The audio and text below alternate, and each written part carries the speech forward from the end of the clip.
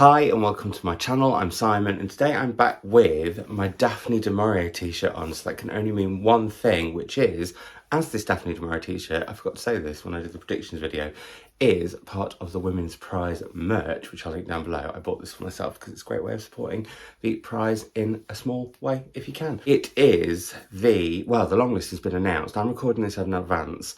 And this is kind of my reaction video, although I haven't been able to do a live reaction video, which I would have liked with my mum, because bless her, she's been poorly.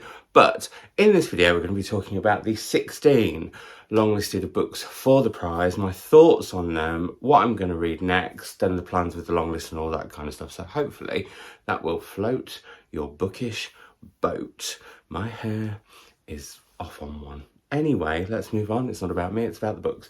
So, right, let's do them in order of, let's do them in alphabetical order. That's what I was going to say. And some of them, I don't quite know what they're about, so there might be a little bit of working it out together, catching it up with each other as we go on. Right, first, I have a book that I had on my shelves. I didn't even predict it. And I should say I predicted 4 right and I've read 3. So that's the base that we're going from. But I had this on my shelves and I really, really wanted to read this for ages. I actually bought this in Bath with my mum when I was like, I must get this book. I've seen it on a couple of Instagram posts and I just think it sounds amazing. It is The Bread the Devil Knead by Lisa Allen-Agostini. I can't remember what it's about. I bought it a while ago, but I knew that I really wanted to read it at the time. And Althea Lopez is about to turn 40, fashionable, feisty and fiercely independent. Lots of F's there. She manages a boutique in Port of Spain, but behind closed doors, she's covering up bruises from her abusive partner and seeking solace in an affair with her boss.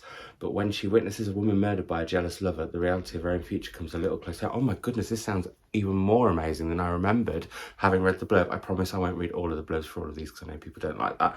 But where I don't quite know, we can learn together, isn't it lovely?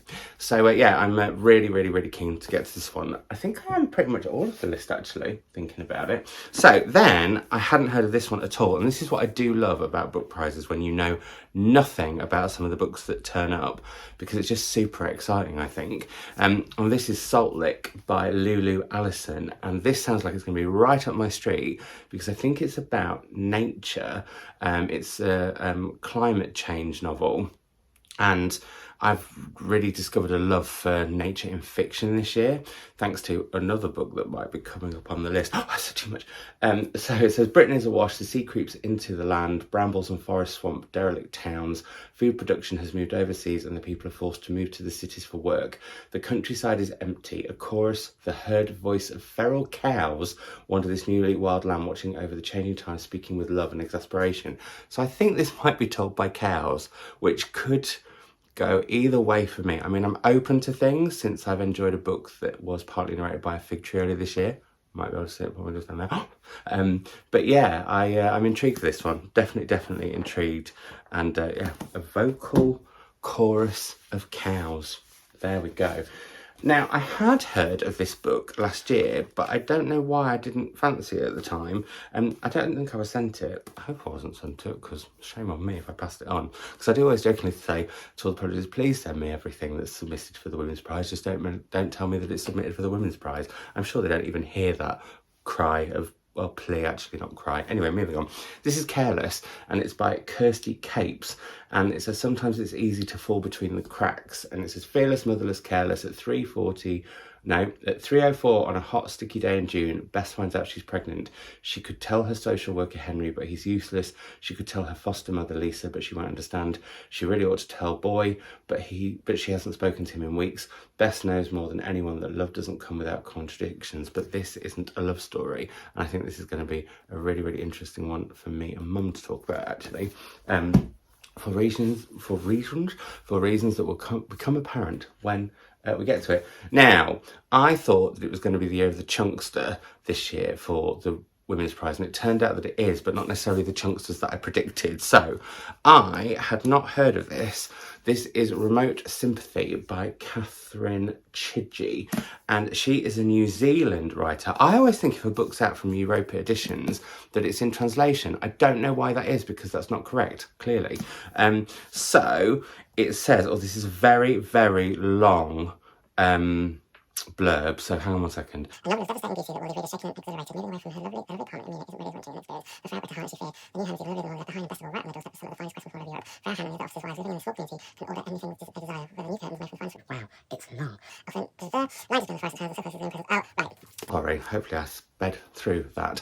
This is all about a woman called Frau Greta Hahn, and she's moving from her apartment in Munich with her family to a new, much nicer home, but I think near the woodlands and not far from where the house is and the land is a concentration camp.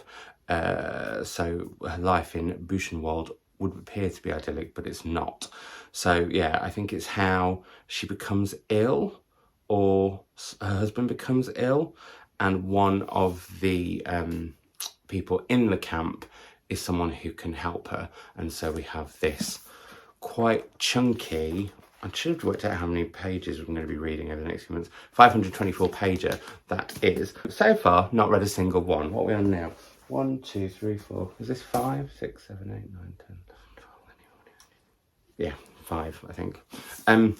The Paper Palace, which I'm slightly kicking myself that I didn't predict, because I did have it, but I just, at the time, it's one of those things, isn't it? When you make the prediction video, one, I always say it's loads of fun, and it's not about taking it too seriously, but also I'm a bit like, oh, wish I'd got it.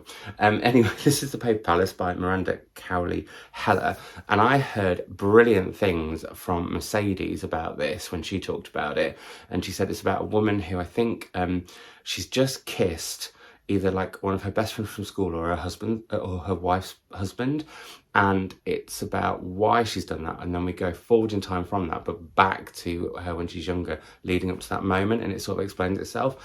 Interestingly though, I saw in Anna and Eric's video that Anna is not a big fan of this one, so which side of the fence will I fall on? We'll find out once I have read it. Then again, another one that I hadn't heard of, and I have to say I did judge this one by the cover a little bit, if I'm honest. It's Rachel Elliott's Flamingo, and I don't know what this one's about either, so let's find out together. Once there were two families and a flamboyance of flamingos. Now Daniel is alone and looking for life once more. First there were the flamingos, and then there were two families, Sherry and Leslie and their daughters Ray and Pauline, and Eve and her son Daniel. Sherry loves her husband Leslie. She also loves Eve, but it couldn't have been a happier summer. But when Eve left and everything went grey, and everything went grey. This is why I don't do blurbs in videos normally anyway. I just Simonise them, but I don't want to in this case, because I could get it very wrong, and then you could end up picking up a book that's nothing like you thought it was because of me. Anyway, but then Eve left and everything went grey. Now Daniel is all grown up and broken, and when he turns up at Sherry's door, it's as if they've all come home again. But there's still one missing. Where is Eve, and what exactly is her story? Apparently it's heartbreaking, tender and funny, and I'm sure I saw an edition with a Sarah Winman quote on it. So yeah, I'm intrigued for this one. I like flamingos, yeah, we'll see. We shall see that one. That's kind of the one I would say I'm probably at the moment the least keen on. Which means I might head to it early. Then, one that I did predict, finally, The Sentence by Louise Erdrich. And I will say that this is the American edition. I don't like the UK edition. Yeah, I ordered it on import ages ago because I just thought this sounded so amazing. And so I'm really pleased that I'm going to be reading it because of the Longlist, the Women's Prize Longlist 2022. And this is all about a bookshop which is haunted by the ghost of a former customer, but also is about someone who started working there who has just come out of prison, and we find out her story. And I think that the title, The Sentence, is a riff off both her story of being in prison, but also of sentences in books, and this is very much a book about books, which is why I'm shocked I don't love the British cover, because that does have books on it, but this is so much more vibrant, and ooh, pick me up, read me, open me pages, have a good go through. I will. Then one that I got very excited about when I heard Lauren talking about it, and then I also had this on my shelves and didn't think of picking it, but I saw Lauren talking about it in her predictions, and she really sold it me. Like, there's like loads of myths and legends and magic and everything thrown into this. It's Build Your House Around My Body by Violet Kupersmith, and on the back it says, two young Vietnamese women go missing decades apart, both are fearless, both are lost, and both will have their revenge. That's all I need. That's the sort of blurb actually that to me is a perfect blurb. I'm going to ignore all of that bit, but it's set in 1986 and 2011, and it's about two different young women going missing. How are they interlinked and everything? You'll find out in the book. I think this is the one that I'm going to read next because I have a big old proof that I can batter when I go to Wales later today as this goes live, although I'm filming this on Monday. But yeah, at an earlier time, this video is going live at like 9:45 a.m. I never do videos that early. Anyway, very, very, very, very, very, have I mentioned that I'm very excited about this one indeed. Then one that, did I predict this or not? I think I did. Sauron Bliss by Meg Mason, which I don't have a finished copy of, but will probably get my mitts on one because I'm going to batter this about with me when I travel. My current plan is, oh no, I'll tell you about that later. Stop it, don't make me give away all my secrets too early. I need to keep you watching from my thoughts on what I'm going to do and all that later. Anyway, I've just heard amazing things from loads of people about this. Elizabeth Day, I know, really, really loved it. Claudia Winkleman recommended it to me and Mum when we filmed with her. Yeah, I've just heard phenomenal things. I hear like Sally Rooney-esque. Will she be on the list? We'll find out in a bit with this video. Yeah, I'm just really, really intrigued to get to it. People have said it makes them cry, it makes them laugh, and Fleabag has been mentioned a few times in comparison to this. So yeah, I'm looking forward to that one. Then we have The Exhibitionist by Charlotte Mendelson, who is an author I have read and loved. Again, had this on my shelves and didn't think to pull it off. That sounds so rude. But I didn't think to pull it off. I'll grow up, Simon. And I'm not sure why, but Meg Mason loved it. Adored it, in fact. I absolutely loved Almost English by Charlotte, which I think was on the Women's Prize long list, as was When We Were Bad, which I also really loved. Almost English was about like a young schoolgirl kind of coming of age and being different from other people. And then When We Were Bad was about a very unusual family. And I think this is more the latter with a sprinkling of the former. But she really, really makes me laugh, Charlotte Mendelson, but also really looks at like complexities of life and religion and lots of other things too. So I'm really, really, really looking forward to that. I also think that cover is dreamy. Then a book that I had read and didn't predict, and I feel dreadful for not predicting it because it was a real corker, a very, very, very different book. This is Ruth Ezekiel's The Book of Form and Emptiness, where the book actually narrates part of the book itself, and it's about a young boy, Benny, whose father dies, and in a really tragic but also slightly funny, dare I say it, accident. And it's how he starts to deal with the world and all the noise of the world and how inanimate objects start to speak to him. And obviously it's his grief in a way. And we also look at his mother's grief and her left as a single parent. And then it goes and takes some different forms. And I just thought it was fabulous. So shame on me for not predicting it because I've read it last year and really, really enjoyed it. So I am an in because there's a couple of books that I read last year. Whether I should read them all in full again or whether I should like save the ones that I've already read and decide to reread them, we'll see. And another book that fits that bill. Oh, you can see what's coming. I'm lifting up my camera. Don't, it's outrageous. There we go. So then we have This One Sky Day by Leone, which I did predict would be on the list, and I'm really, really thrilled because I don't think this has had as much attention as it should. It's also known as Poppy Show in America, and it's about an island called Poppy Show, which is an imagined Caribbean island where everyone has a little bit of something and a little bit of magic to them. And I just I smile when I think of this book.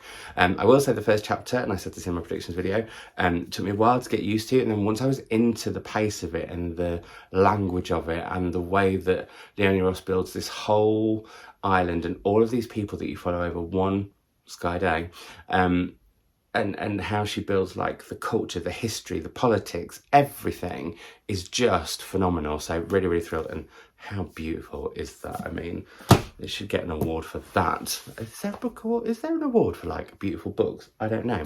Then, and you've already seen this sneakily appearing, we have, and I think we're on number 13, The Island of Missing Trees by Shafak, which I've made a whole video on this year. This book is so beautiful. It means so much to me.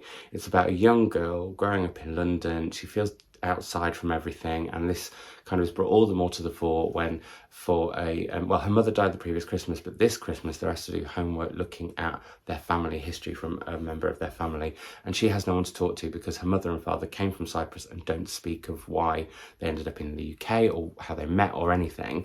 And we learn all of this through I mentioned this earlier, the narrative of a fig tree that tells us a story as it's being buried for the winter by her father, and we go back to Cyprus, and it's just a book about love, nature, the pitfalls of people, and the amazing people that we meet in life. And it's just such a book of riches. And I'll be honest, this is the one that, oh no, I can't say that because you don't know what else is coming, but yeah, no, I can. This is the one to beat for me right now. I'm going to be comparing everything else on this list to this, and one of the books that didn't make it, but we won't come to that yet. We will shortly though. Then we have Great Circle, there's no the. Great Circle by Maggie Shipstead, which, as I've mentioned a few times on this channel, well, one, I predicted it, but two, it's a book that I was hoping would be on the long list because I tried it last year and it was just at the wrong time for me, where everything was going a bit bonkers and busy again because I was having to reschedule loads of stuff due to Omicron, which I always think sounds like a transformer. Anyway, yeah, I wasn't able to get my head in the game with it, as it were. Oh, when did I start saying that? Head in the game. Yeah, it was just right book, wrong time. And so I'm so thrilled that it's on the long list because now I'm going to be reading it. So, yeah, I've got a train ticket, which I use as a bookmark. I read this up until the 7th of December, I think, and I got to page... where does it not say? Oh, it's one of those ones that doesn't have pages where the chapters change. And I always like to stop on a chapter. Oh, there's another chapter before that. 67, 69. I read up to page 71. Don't be childish. So I'm really, really, really excited for that. And then, now I talked about this when I was doing my, I think it was my first sorting the shelves video, which I'll link down below, because if you're new to this channel, hello. Every month I sort the shelves and try and kind of make all of the shelves, what's the word? Not pay homage, what is it? Basically, I try and make sure that my shelves aren't overflowing, and that if I have too many books coming in, some books have to go. So I sort my bookshelves out, basically. Sorry, that was a really long-winded way of saying it. Head to that video if you want to find more. And one of the books that I'd put on a special part of my book trolley, which is like a limbo book trolley, was this, which is the final revival of Opal and Nev by Dawnie Walton, which was one of Barack Obama's books of the year last year. It says, an idol of Afro-punk, a duo on the brink of stardom, a night that will define their story forever. So I'm slightly annoyed at myself, because when I say I'm annoyed at myself, I'm not that annoyed. Like, I'm not going to be losing sleep over it or weeping in a corner. But this, the final revival of Opal and Nev, which is, final revival is such a nice thing to be able to say. Final revival, it's a really nice set of two words. Anyway, this, I had said I'd kept because I thought it could end up on the Women's Prize long list, then didn't predict it. What a silly sausage. So, yeah, but I'm really, really looking forward to getting to this. I don't normally do too well with books about music, like I don't books about art, but if the judges think this is a corker, then, yeah, there we go. So then, last but not least, what could it be? Because we've gone up to the letter W, and there's two books I think that people are expecting to see on the list. One, which is Hanya Nagahara's To Paradise, which I would be very happy if was on the list. And the other one is Still Life by Sarah Winman, which is my favourite book of last year. The last book on the long list 2022 is neither of those. It is Creatures of Passage by Morowa Yejide. I had not heard of this book. We'll come to my thoughts on Sarah Winman not being on it shortly. But it does sound so interesting. Apparently it's got comparisons to Toni Morrison. It says here, final blurb read of the video, because final book. Nephthys Kinwell is a taxi driver of sorts in Washington, D.C., ferrying ill-fated passengers in a haunted 1967 Plymouth Belvedere with a ghost in the trunk. I mean, that sounds amazing. Endless rides and alcohol help her manage her grief over the death of her twin brother, Osiris, who was murdered and dumped in the Anacostia River. When the novel opens in 1977, her 10-year-old estranged great-nephew Dash finds himself drawn to the banks of that very same river. It's there that Dash, reeling from having witnessed an act of molestation at his school, but still questioning what and who he saw, has charmed conversations with a mysterious figure he calls the Riverman, who somehow appears each time he goes there. When Dash arrives unexpectedly at Nephthys's door one day, bearing a cryptic note about his unusual conversations with the Riverman, Nephthys must face both the family she abandoned and what frightens her most when she looks in the mirror. I think that sounds incredible. It's from Jacaranda Press. I have not heard about it, and I will say the books that I haven't heard about excite me even more than the books that I was excited to read that I had heard about that I hope might be on the list or have turned up on the list.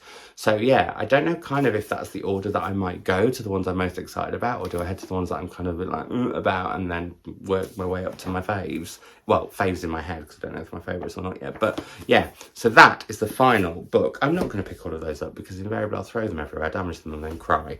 But my thoughts are, when I first saw the list, I was a little bit, I felt a bit about it. And I wasn't 100% on board. However, having had time to ruminate, as me and Mum very luckily got a little bit of advance warning, because we're both going to be reading the long list together over the coming weeks until the winner is...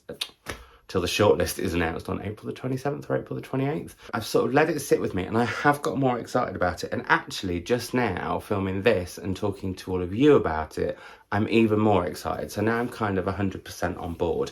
And, well, I was going to be reading the long list anyway. But I also think the last couple of years have been so strong.